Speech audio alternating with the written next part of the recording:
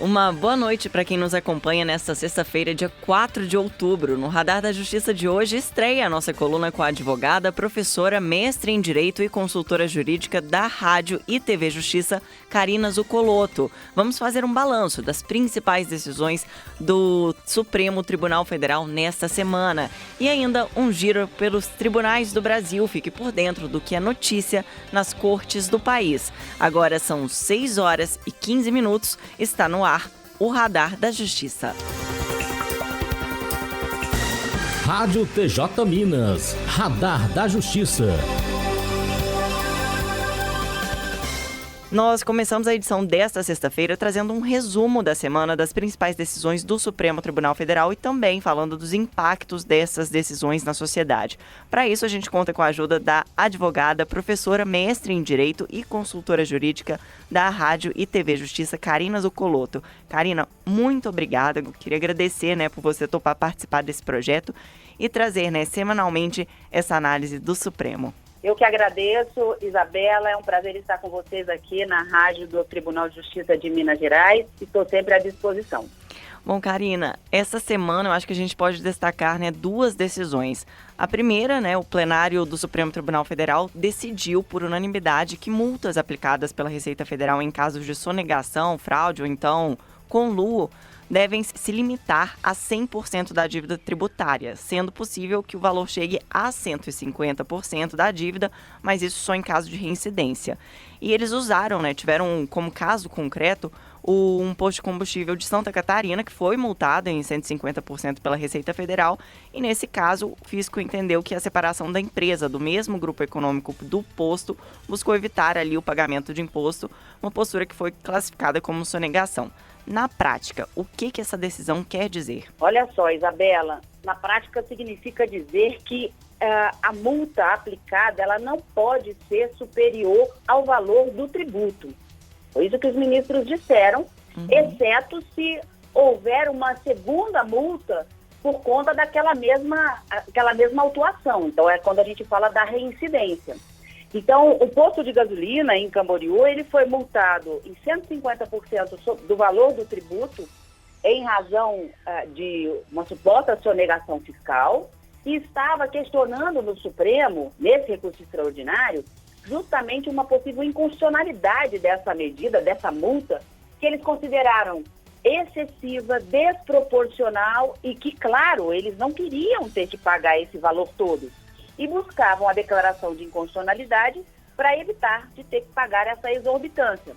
Mas, durante os debates, o que foi dito tanto da tribuna, para quem defendia o valor de 150% dessa multa, principalmente a Procuradoria da Fazenda Nacional, dizia que, veja, fraude, conluio, sonegação tributária são crimes previstos na legislação e são condutas altamente reprováveis, e daí a multa ser uma multa que é justamente para coibir a realização desse tipo de prática, Então, como você falou, o posto de gasolina teria separado a sua organização societária justamente para burlar o sistema e evitar de pagar tributos, e com isso acabaria sonegando impostos. Veio essa multa questionada. O Supremo disse, ministro Dias Toffoli, relator, que acabou ficando vencedor na tese que foi defendida, ele diz assim, a multa deve ser de 100% do valor por conta de uma legislação em 2023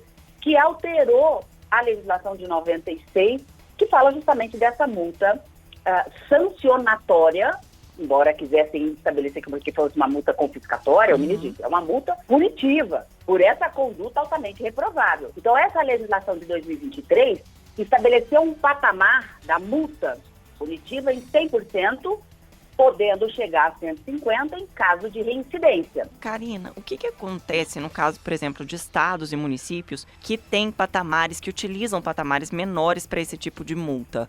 O que muda? Isso foi dito também. Veja, com a decisão do Supremo, os ministros ficaram bastante preocupados, porque tanto os municípios como os estados, o Distrito Federal, eles podem legislar também sobre matéria tributária e estabelecer essa multa punitiva. Os ministros definiram que em nenhum desses entes da federação pode haver uma multa que seja superior a esse 100% ou 150% em caso de reincidência, como está previsto na lei que é aplicada à União. Por quê? Porque esse deve ser considerado o teto máximo da multa punitiva para esses casos. E aí o ministro também disse que está em andamento no Congresso Nacional um projeto de lei, e aí uma lei que alcançaria todos os entes da federação, entenda, União, Estados, Município e o Distrito Federal, buscando estabelecer um escalonamento dessa multa punitiva em cada um dos entes. Mas essa lei ainda não existe. Então vamos trabalhar com o que temos. Uma lei de 96 que estabelece uma multa que foi considerada, no caso concreto, exorbitante, e que tem uma alteração em 2023. Essa lei de 2023 manda aplicar o 100 e 150. E disse, se os municípios tiverem um percentual menor, podem aplicar esse percentual menor, mas não pode baixar, porque isso poderia gerar uma guerra fiscal entre outros municípios e outros estados. E se porventura a lei estadual ou municipal prever uma multa que seja superior ao teto de 100% ou 150%, também eles têm que diminuir essa multa para que fique nesse teto, até que sobrevenha a lei nova do Congresso Nacional. Então, os ministros disseram, olha, depois de 2023, prevalece essa multa prevista na legislação federal e deve ser estabelecida como teto para estados, municípios e o DF. Quando sobrevier a lei nacional, aí sim nós teremos uma outra regulamentação sobre esse tema. Perfeito, Karina. Agora uma segunda decisão que inclusive deu muito debate ali no Supremo, tinha inclusive um caso concreto aqui de Minas Gerais. O STF reconheceu a possibilidade de recurso contra a decisão do Tribunal do Júri que absolve réu em contrariedade às provas, né? Isso foi um caso, inclusive, que a absolvição se deu por clemência aqui em Minas Gerais. Por que esse tema foi tão complexo, né, até chegar a essa decisão? Olha só, Isabela, esse tema realmente é um tema bastante instigante, alcança muitas pessoas e, por isso, acaba chegando ao Supremo Tribunal Federal.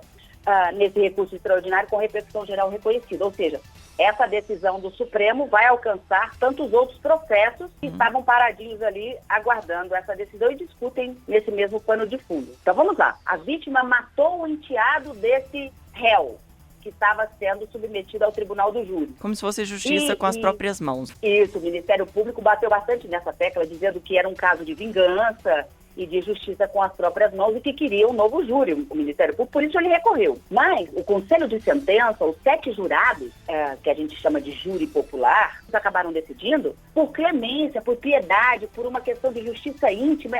Aquele réu que matou, ou pelo menos que tentou matar o rapaz, que matou o seu enteado, ele deveria ser absolvido. E aí não precisa justificar o motivo. E justamente nessa circunstância que o Ministério Público recorre ao Tribunal de Apelação de segunda instância para dizer o seguinte, olha, todas as provas do processo levavam à condenação do réu, desse padrasto, né, que tentou matar a vítima que matou o seu enteado. Mas o Tribunal do Júri, os jurados entenderam que nunca ele deveria ser absolvido.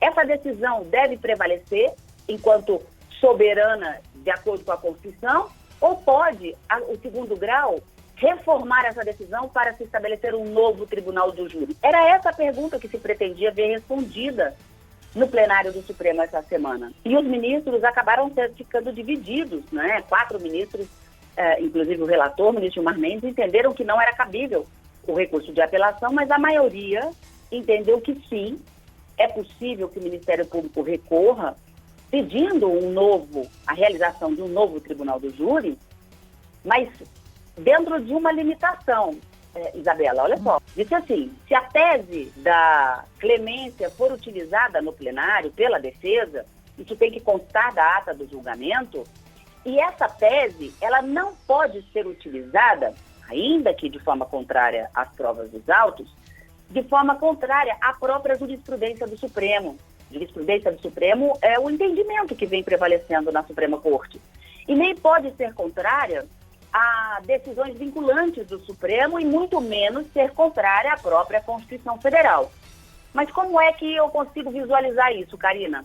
Olha só, um novo Tribunal do Júri só pode acontecer, disseram os ministros que ficaram vencedores na tese, se porventura essa clemência, essa absolvição se deu num caso, por exemplo, de feminicídio, em que o réu matou a mulher e a defesa alegou legítima defesa da honra.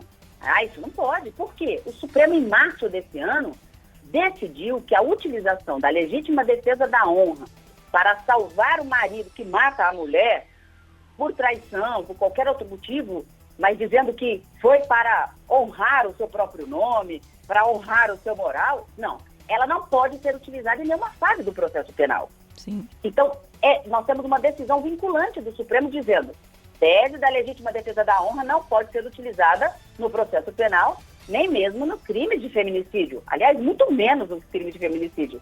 Então, se porventura for nessas condições, aí sim o Tribunal de Apelação pode determinar um novo júri.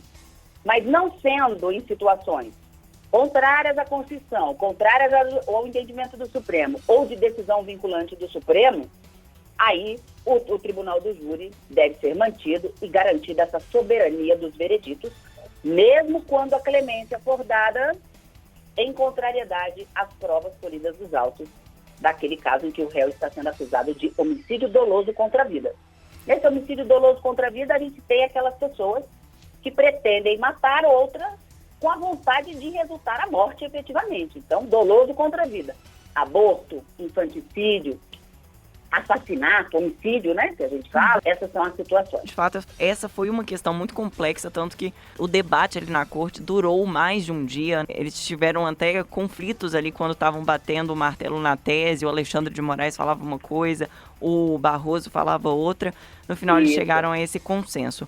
Karina, muito obrigada. Muito feliz de ter você aqui, esclarecendo essas questões pra gente. Espero poder falar com você semana que vem, trazendo mais destaques ainda da Suprema Corte. Te desejo uma ótima noite e um ótimo final de semana também. Para você também, Isabela, e para todos os nossos ouvintes aqui da Rádio do Tribunal de Justiça de Minas Gerais. É sempre um prazer falar com vocês e trazer as notícias fresquinhas aqui, direto de Brasília, para vocês de Minas Gerais. Um grande abraço e semana que vem a gente já tem encontro marcado. Agora são 6 horas e 26 minutos. No próximo bloco, um giro pelos tribunais do Brasil. Radar da Justiça. Agora são 6 horas e 27 minutos. Vamos saber o que é notícia pelas cortes do Brasil. Medidas protetivas online alcançam mulheres em situação de violência em todo o estado do Maranhão. Cristina Mara. Uma iniciativa do Tribunal de Justiça do Maranhão amplia a proteção de mulheres em situação de risco, perigo ou vulnerabilidade. Por meio da tecnologia avançada e da assistência à vítima, as medidas protetivas de urgência já alcançam mulheres de todo o Maranhão. As medidas protetivas são ordens judiciais concedidas em todo o estado maranhense. O recurso pode ser solicitado sem sair de casa, de forma silenciosa, por meio de um formulário eletrônico.